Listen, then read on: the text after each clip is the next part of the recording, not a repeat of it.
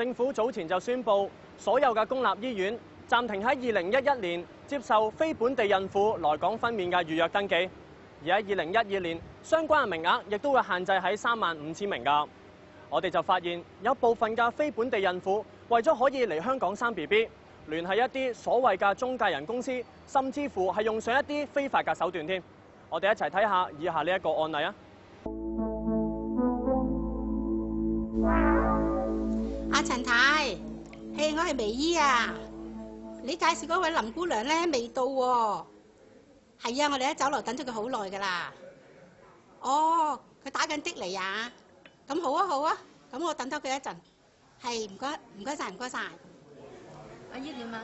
係啊，佢嚟緊噶啦，你使乜咁心急啊？仲急過個 BB， 飲杯茶先啦。誒，請問你係咪林姑娘啊？啊，係啊，薇姨。係啊，坐啊坐啊坐啊。唔好意思啊，頭先做嘢啊，我遲咗啊，叫你哋等真係唔好意思。唉，唔緊要，呢個我侄女阿瑩啊。啊，你好。哇，個肚都好大咯喎，幾時預產期啊？仲有3個零月就生得啦。嗯。其實咧，上個月我同我老公去過香港嘅醫院咧預約生仔㗎，但係佢哋話冇床位，話冇辦法喎。咁我哋咪翻咗深圳咯。而家我住喺我阿姨度，我老公就翻咗做嘢啦。哎呀，佢真係好想喺香港生仔㗎。咁我周圍同佢想辦法咯。啊，好彩我鄉里咧介紹阿陳太俾我識喎。阿陳太話咧，你可以幫到佢㗎喎。你真係揾啱人啦！我哋公司咧係一條龍服務㗎。你放心喎，到時咧我會親自咧帶你落香港，我哋有同事咧幫你跟進㗎，會幫你咧就辦理預約入院手續，所有文件包括咧醫生紙，我哋會幫你準備好晒㗎。到時候你安心喺香港生 BB 啦。啊，陳太話咧，成個手續咧要成8萬蚊㗎喎，你可唔可以打個折俾我哋啊？呢個價錢真係好相宜㗎啦！而家落香港生 BB 啊，真係好難㗎。嗱，到時咧 BB 咧攞張出世紙啊，乜都值啦。係啊，阿陳太有冇幫你哋提過啊？嗱，我哋先收上期4萬蚊，你哋帶咗嚟㗎啦，嗬？帶咗㗎啦。你數下佢啊。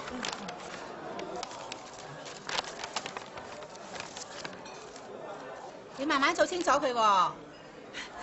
啱㗎啦，點會信你唔過啊？啲尾數咧，我哋會喺辦好晒手續之後收埋佢㗎啦。好啊好啊。係啊，下個禮拜1你得唔得閒？冇問題啊。到時我接你落香港啊。好好啊。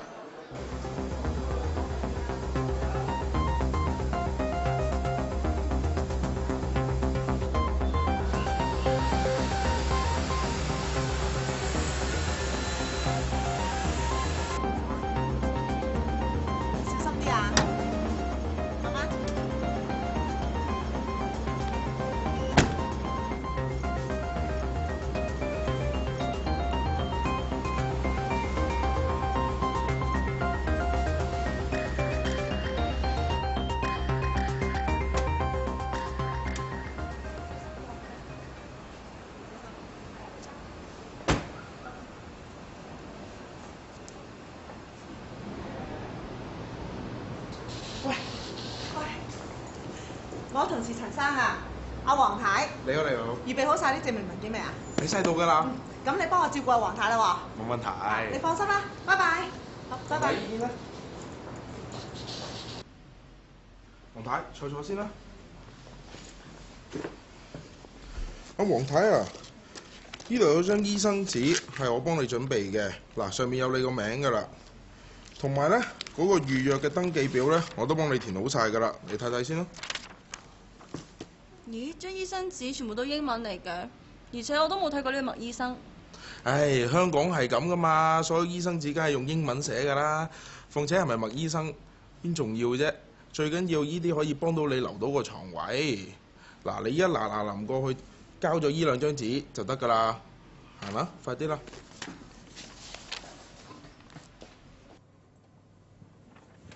你可以走得㗎啦，唔該。唔該，我想預約床位生仔㗎。你坐喺嗰邊等叫名啊。唔該。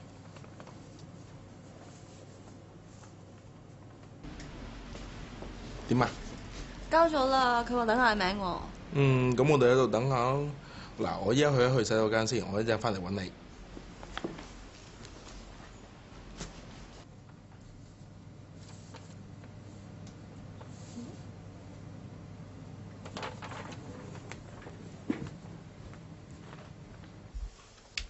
Helen 姐啊，啱有個孕婦咧嚟預約床位㗎，應該內地人嚟嘅。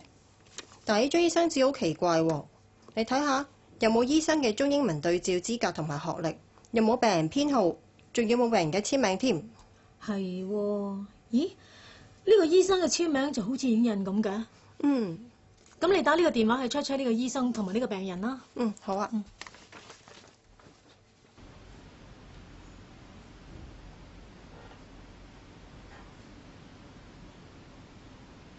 點啊？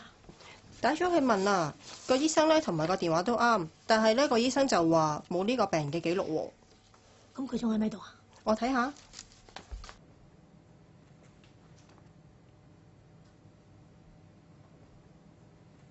佢仲喺度啊。張醫生紙咧，我諗呢張醫生紙係假嘅。咁報警啦。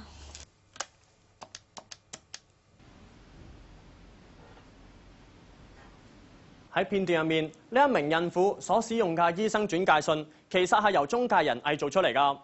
根據法例，任何人製造虛假文件係屬於違法，而任何人明知又或者係相信嗰一張嘅文書係屬於偽造，而仍然去使用嘅話，咁樣做啦係觸犯使用虛假文書罪。一經定罪，兩者最高刑罰都係會被判處監禁14年㗎。